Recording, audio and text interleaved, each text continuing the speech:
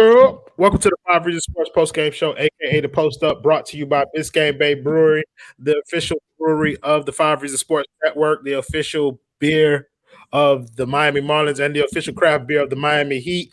Make sure you check out BiscayneBayBrewing.com. They got several good beers that you can try out, including the Marlins Lager, Pastime Pilsners, the La Colada Porter. I think that's what it's called.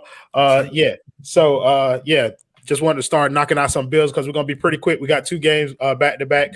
Miami pulled out a win tonight, won 124-107 against the Cavs in a game where initially we weren't getting much from Bam and Jimmy, but we had several other guys step up tonight, and it was just a good overall team outing.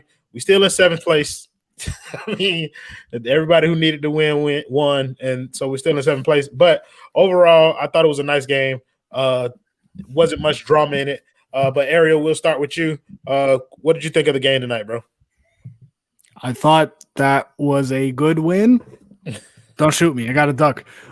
Look, I mean, they were up 7 at half on the road after a poor start in a game in which Bam and Jimmy had 9 points combined at the half. They were 2 of 9 from the field.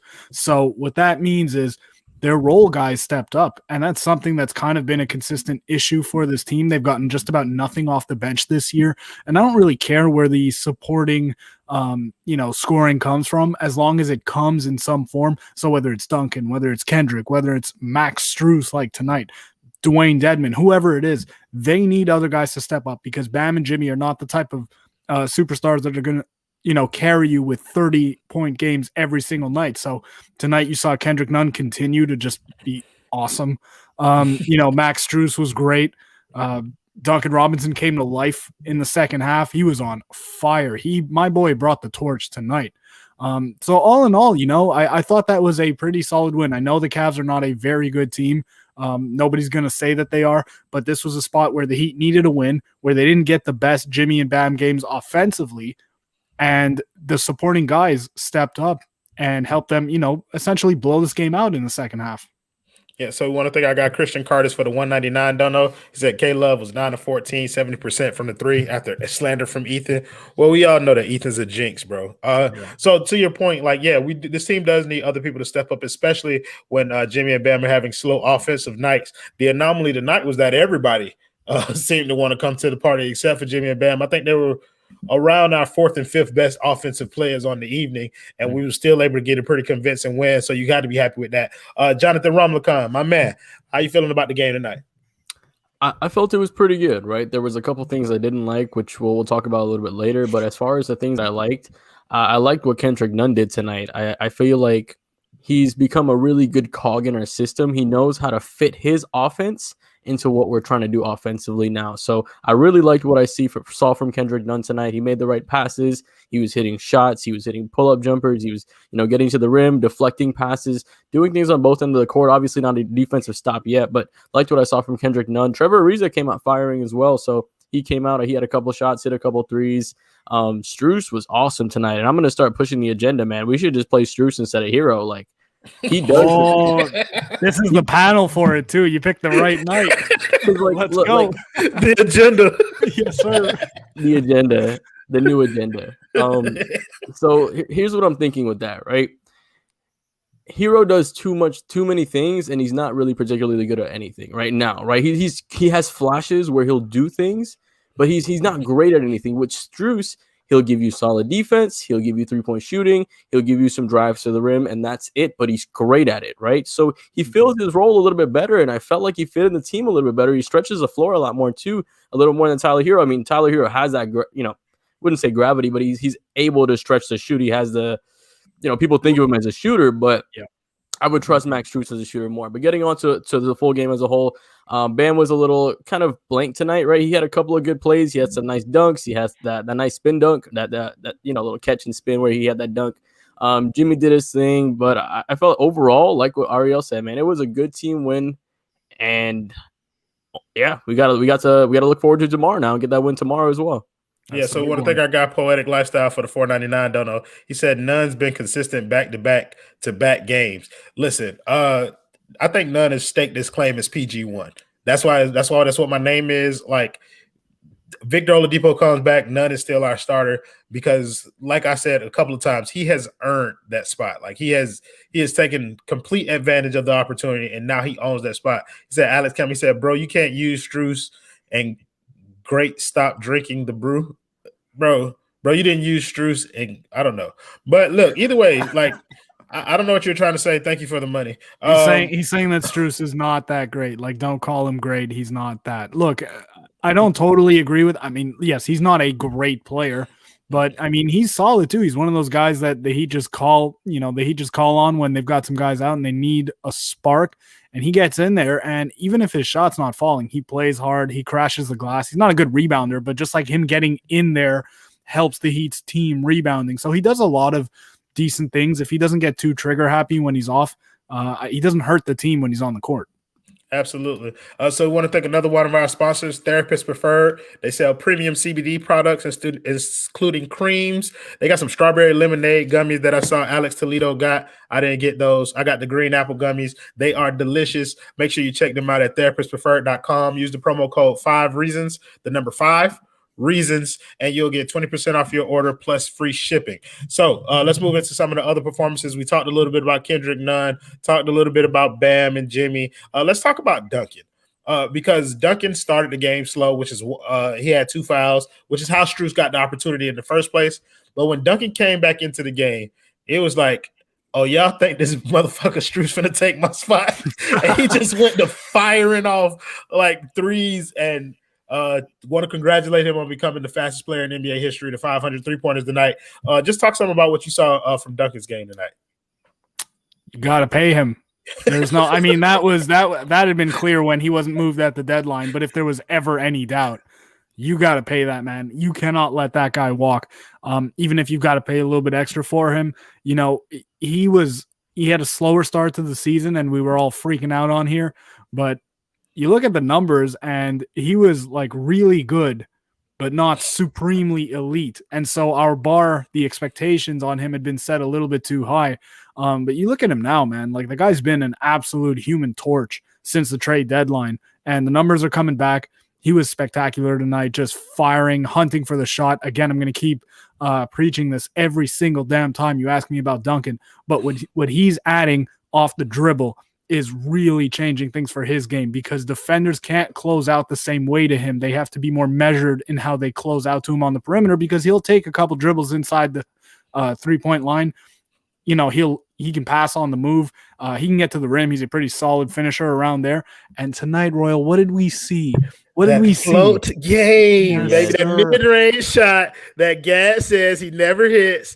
We saw sir. Duncan get so one in I don't there. know if that's categorized as a midi, right? Because Gad has me doubting what's a mid-range, what's a this, what's that. Listen, I don't care. As long as my guy takes the ball off the bounce, which is something he didn't do last year, and he looks to do it consistently, it adds another element to his game, and he has to be defended differently, and that opens up everything for him. I got Ardash Kamal said Duncan and K Nunn better get paid next season. The only thing I'll say is one of them will be. Yeah. And the other one will be paid, but not by us. Roblicon, where were you on Duncan's game, and what did you see from him tonight? Yeah, Ariel said it perfectly, right? And somebody asked in the comments what my name was about. Garbage Team Kendrick Nunn is when we play against a garbage team, Kendrick Nunn is unstoppable. I will take Garbage Team Kendrick Nunn over Game 6 Michael Jordan any day. But going back to Duncan Robinson, like Ariel said, he added stuff off the dribble. Now he has that little sidestep, right, where he'll pump fake, let the defender fly by, and he'll sidestep. So even if they're able to recover and get back, they're not able to contest the shot. So seeing that was great as well. And speaking about that mid-range shot, right, the parabola or the arc didn't change at all, right? It's like this is his 3-point shot, and he got closer, and it just arced so much higher, and it just went so high in the air. So that mid-range was nice. If he's able to add that a little more consistently, take players off the dribble, he's going to have more gravity, and that will create that more gravity for him to pull players away from everybody else, and then he'll be just more dangerous. So loved what I saw from Duncan. Those threes were phenomenal. He was hitting them whether somebody was in his face or not. And I mean, man, like Ariel said, you got to pay the man now.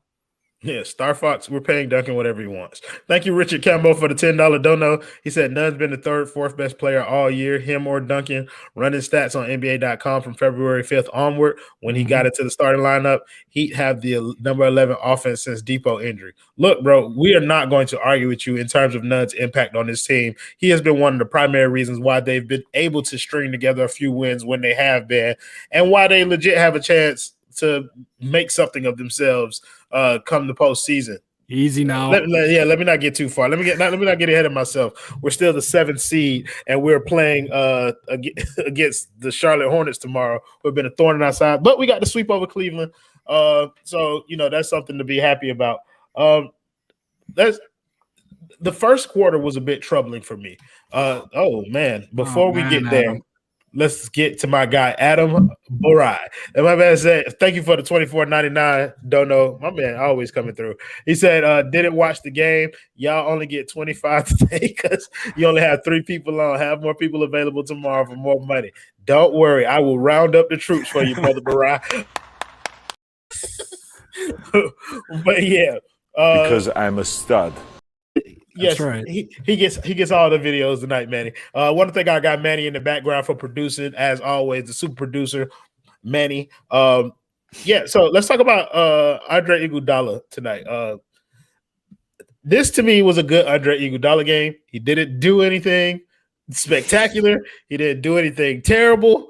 He just was solid out there, and it seemed like he was a part of the reason why they were able to keep Jimmy and Duncan and Trevor off the floor for the entire fourth quarter.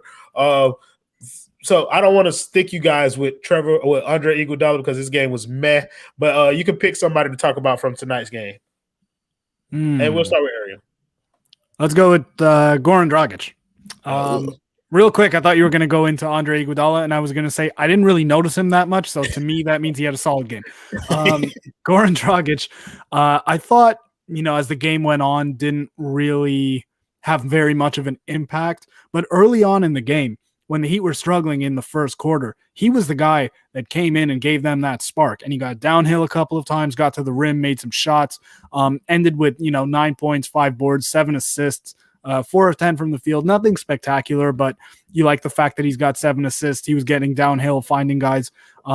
Still think that, it definitely looks like he's lost a step, and that's one of the biggest contributing factors to the Heat's offense as a whole struggling this season as compared to last year. But I didn't think tonight was a bad game. I'm kind of at the point with him where I just want him to find spots in the game where he contributes and helps the team, get out of offensive funks or gives them a little spark, whatever it is. I'm not looking for him to have 18 every night or 20 like he was in the playoffs last year. So I was actually kind of content with his performance. Thought he looked decent in the first quarter, was getting to his spots, like I said. Didn't really do a whole lot for the rest of the game, but I think this is the kind of performance we'll take from Goran, just as long as, like I said, he gives them a spark when they need it in specific spots in the game. He did that tonight in the first quarter. Yeah, I think that's going to be more of an indication of how we can expect Dragic to play for the rest of the year, where he's picking his spots more smarter. He's being smarter about when he decides to be aggressive, conserving his energy where he can. I think Alpha and Omega had a funny comment. He said, Clutch always lurks as he should. He will save us when Pat retires. Y'all see my name already. Hey. Clutch is better than Pat Riley already. He's the greatest GM that the Miami Heat never had. Ramla Khan, you go ahead and you can pick your player. You can talk about him. I'm going to take Trevor Ariza because I felt like he did have a decent impact in this game, especially in the first half. He was driving to the basket. He was getting layups. I think he was 7 for 10, 18 points, a couple of threes, couple of free throws as well. So he was doing a lot of things. And I feel like with this team, if we can have, each of these guys just kind of have like a quarter and a half, get close to double figures, that's just all we need from the extra guys, right? We don't need them to go too hard and do anything too spectacular. Just stay within your role and do what you have to do to score within your role, right? And that's what Ariza did. He hit the threes. He was able to drive to the rim when he was able to, hit the pump fake and then drive to the rim. So Trevor Ariza is looking like a great pickup for this team. He's fitting that 4 spot perfectly. I don't like what we're doing defensively. I still think we're switching too much. I lost count. I was like at 30 something when I was trying to see how many times we were switching, and I would see Jimmy, Nunn, or Duncan on Jared Allen, and I just lost count. I think I lost count like mid-second because it was about every single possession that we switch, and then somebody is getting mismatched in the paint or they have an open shot, right? So didn't like what we saw defensively, but overall with getting back to Ariza, I liked what he did. He showed his flashes offensively, what he can do, and that's all we need from him. So, HM, thank you for the $5 dono. He said, "Can we slow down the Blue Mamba Malik Monk enough to compete tomorrow?" That's $1 million question for me, SMH. Since we're not gonna have a long show, we can get into that a little bit. But before we do that, I want to thank our guys Vertagear, the official chair of the Five Reasons Sports Network. Vertagear is a premium sports gaming chair or premium racing gaming chair. Oh, my bad, man. I didn't know you was gonna do that for me. Boo. But what you guys can do to help Ariel be a part of the trio is make sure you use the affiliate link that's going to be in the description of this video. Go to vertagear.com, use their chair selection tool, but you got to make sure that you use that link in the video. Use their chair selection tool. They'll help you guys figure out the perfect chair for you, adding your height, weight. They got chair for small people and they got chair for humongous people. So just make sure you go in there. Really comfortable chair, super easy to build. Everything you want in a gaming chair, Vertagear has it for you. So make sure you check out vertagear.com using our affiliate link to pick you up a chair. So let's talk a little bit about tomorrow, because the defense tonight wasn't great, like Jonathan was saying. The Cavs actually shot 50% from the three-point line. They're one of the worst shooting teams. They shot 50% from the field. Mm-hmm. They're one of the worst teams in the league. Show us how the Vertagear reclined. Oh, man. Yes, it did. Where'd he go? Yes, it did. You can lay straight back in this thing. But yeah, so tomorrow we do face one of our toughest challenges of the season, or what has been one of our toughest challenges of the season, and that's the Charlotte Hornet Pelicans, whatever they want to be calling themselves these days. They got a little boost back. They got LaMelo back. So, ESPN is going to be talking about that for the next 48 hours. Thank you, Christian Carter, for the $199 dono. He said they got a chair for Belly. He needs 5 of them. They have a master chair for Belly, in which they blend 6 Vertagears together just to fit. It's got a refrigerator and everything. Yes, indeed. Drinking hat from SpongeBob. It also comes with complimenting Miami Grill, another sponsor of the Five Reasons Sports Network. If you're craving it, they're making it. They got wings, gyros. I actually said it for you guys this time. They bring Miami to the table. They serve the best of everything: cheesesteaks, chicken wings. They got it all: burgers, fries, and apple pies. If you want it, then go to Miami Grill. They open late. They're probably going to be open as soon as we get finished. So make sure you check them out and get some wings and support the Five Reasons Sports Network in that as well. All right. So let's start talking about this next team that beats us every time we play them. Ariel, the boy feeling good about the back-to-back? The boy's feeling good, but the boy is also extremely cautious about his feelings. He doesn't want to get hurt again by this team, so he's taking it day by day and taking it slow. Look, I just the Heat should win this game. Both teams played tonight. It's a back-to-back. Both teams need it, but on paper, the Heat have the 2 best players in between those 2 teams, so they should be able to go in there and get a W. Bam didn't have a great offensive game, neither did Jimmy. So you would expect a bounce back from at least one of, if not both of those guys. But that team scares the crap out of me. Malik Monk is horrifying. I see him in my nightmares. LaMelo Ball is really good. They don't have Gordon Hayward, but that just means that Miles Bridges gets the usage up. He's improved a lot as a player, flashing a ton of playmaking and other stuff off the bounce. So tough game. Both teams need it. I'm excited, but I'm also kind of scared. Yeah, so they just got LaMelo and Malik Monk back, and I don't know if they'll be playing in back-to-backs. So we might catch a break there in terms of not having to see both of them on the court tomorrow. You shake your head no. Do you know for sure whether or not they're not playing back-to-back? Yeah. Even regardless if they do or not, Scary Terry is going to go off for like 90. Oh, well, that's true. So just like you said, so Jonathan Ramakan, the boy feeling good?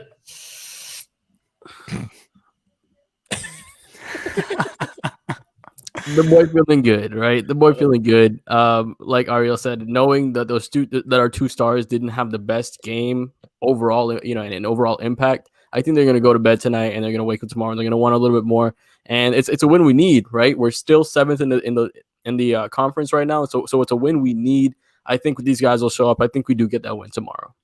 We're actually in the 3-way tie with the 5th seed, so we have the same record as Atlanta and I forgot who. Yeah, we do. We have the same record as Atlanta and whoever else is right. Oh, and Boston. You're right. You're right. Wow. So we're in a 3-way tie, so we can catch a break. Like we're in a position where we can enter that 4-5 matchup, beat the shit out of the Knicks in the first round, and then move on to the second round, and hopefully we get lucky.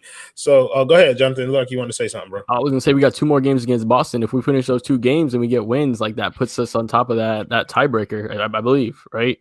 Right. Yeah. So, no. We don't own the tiebreaker versus Boston. Well, it do no, if we win. We've only played 1 game, so there's 2 more games left. If we win those 2, we'll have the tiebreaker with them. There is no way. I want to be positive tonight. There's no way the Heat are winning. If the Heat win both games, I'm going to come on here and I don't know. I'll praise Kelly Olynyk or Tyler Hero or something. You're gonna what? I'm going to praise Tyler or KO or somebody because I mean, man. The teams don't usually win those back-to-back games. Both are on the road in Boston, and both teams really need those games. That would be a huge confidence boost if the Heat were able to get both, but I'm not going to hold my breath about it. I don't know whose confidence would be boosted.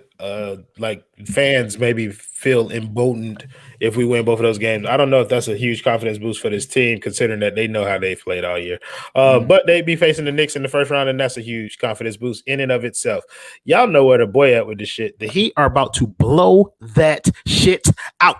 You hear me? Listen, Jimmy got to rest the entire fourth quarter. So did Trevor. So did Duncan. Those guys getting that added rest. Bam didn't get the rest as much, but he needed to catch a little bit of rhythm towards the end of the game anyway. And I think this game is going to kind of leave a sour taste in his mouth. Richard Campbell, thank you for the $5 dono. He said there's a 99% chance the Heat Celtics series goes 1-1. Yeah, and if that goes, then we're going to have a better record outright than both them and Atlanta to win that tiebreaker because we lost the tiebreaker to Atlanta as well. Losing all those games to them, even the one without Trae Young, which makes me infuriated. So I'm just going to stick to back what I was talking about. So, yeah, the Heat are going to blow them out. I don't care if LaMelo Ball doesn't play. I don't care if he does play. I don't care if Malik Monk plays. Malik Monk will be treated like prime Michael Jordan if we go out there and play against him. I shut him down like Jeremy Lin. Yes, bro. I think we stick Jimmy on his ass every time he's on the court and call it a day. Like if somebody else got to beat us but Malik Monk. I don't know if he's still able to do that and Jimmy's guarding him all game, I am going to have to seriously question some things. Yeah, about all Jimmy's NBA. defense. Yeah, right. First, I don't even know. I'm gonna have to rethink my life. Yeah, but I think we pull that one out, and I think we do it pretty convincingly too. So I'm confident right now that this team is not turning a corner, but I think they understand the seriousness of the moment. They understand the implications of every game that they'll play for the rest of the season, and they're going to do what it takes to win those games because they don't want to be in the play-in game. They want to be in the 4-5 matchup. I don't believe them. I don't believe they can do that. I think they're going to end up in the play-in game. But you know what I'm saying? Like if they believe it, I'll be happy if they do. Yeah. So let's talk about some of these shows. I told y'all the show was going to be short today because we got another one tomorrow. The tomorrow one will be longer. But especially if we lose. But let's talk about some of these shows that we got coming up. Both of y'all got the walkouts and knockouts thing. So we'll let Jonathan Ramlakan do it today.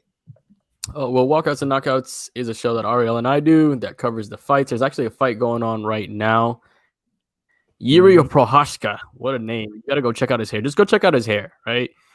Facing off against Dominic Reyes, who went five rounds with John Jones. Winner probably gets a title shot, so that's a fun fight. A couple of good scraps already tonight. So we're going to break down those fights. We'll give you some betting picks. We'll handicap for you. Do you want to do a 15-minute post show tomorrow? We might do a 15-minute post show tomorrow, 10 minutes just to talk about if anything happens tonight, if it's anything fun, right? But yeah, it's usually on Saturdays at 4:00. We got a couple title fights coming up as well.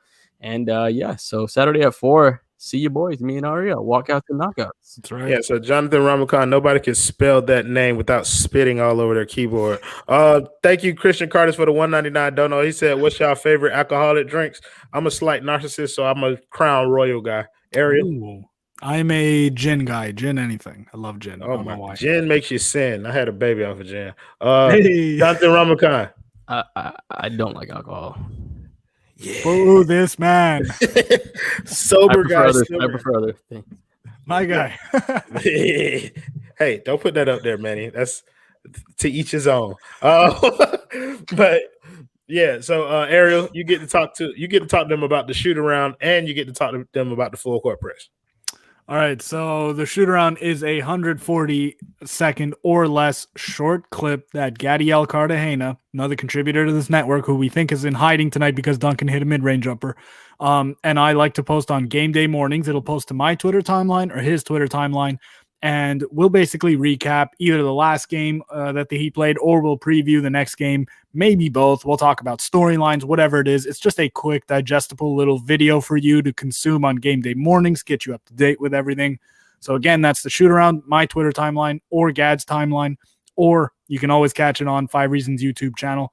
And the Full Court Press is a general NBA show that Gadiel Cartagena, again, myself, and the powerful Marco Romo we'll do once a week. I'm not sure when we're doing the next one. It'll be Monday, Tuesday, or Wednesday. We'll let you all know. We'll cover the NBA. We'll talk about whatever's interesting. We'll try to show love to the Knicks and all other big market teams, small market teams, everybody. So, yeah, that's the Full Court Press, 5 Reasons YouTube. You can also get it wherever you get your 5 on the Floor podcast, Spotify, Apple, whatever you want. It'll be on there. So that's the Full Court Press. Yes, indeed. Hey, you guys, just a little note. Manny likes when you call him to go, and every time you put it in there, he'll put your comment up. Yeah, so I guess I'll do Feel the Heat. Feel the Heat is a new podcast that can be found on any streaming app or the 5 Reasons Sports YouTube channel every now and again, but it stars Alana Tahauer and Michael Christian. They talk about Heat culture. Awesome listen if you want to take a break, but not really break from Heat basketball talk. They talk about everything that going on surrounding the team. Apparently it is ankle season now. I have no idea what the hell that means. If you want to find it out, go listen to episode 2. They got 1,000 views on the YouTube video, but it's ankle season, and that's what Alana told me to say, so that's what I'm gonna say. The Clutch Corner will go on this Thursday. Make sure you guys tune in for that. Y'all know what we do on the Clutch Corner. We talk shit, and we talk shit. So see, look, there you go. See, look, y'all know how to get y'all comments up here. Oh Lord, Yuri Prochaska, look at that hair. That's hideous. You don't want to fight that guy, I'll tell you that much. No, any grown man with a ponytail like that with the rest of his head shaved off is a murderer. You already know that. Christian, you talk my ankles? No, I don't have on any nice socks tonight, Christian. I ain't gonna show y'all my ankles. So what else we got? I think I got everything. I think we got everything. We got everything. All right. Any last words, gentlemen? Wonderful game. Finally, I get a Heat win, right? Good Heat win. Exactly. Shane Shorter said, bring back the good, the bad, and the ugly, Jonathan Ramakan. I'm on that train too. Finals on Monday, so I'll be back after that. So okay. Finals on Monday. School is more important. Dude, what the fuck about anime? I like anime. Yeah. So yeah, that's it, bro. Nothing elaborate or play the video, Manny.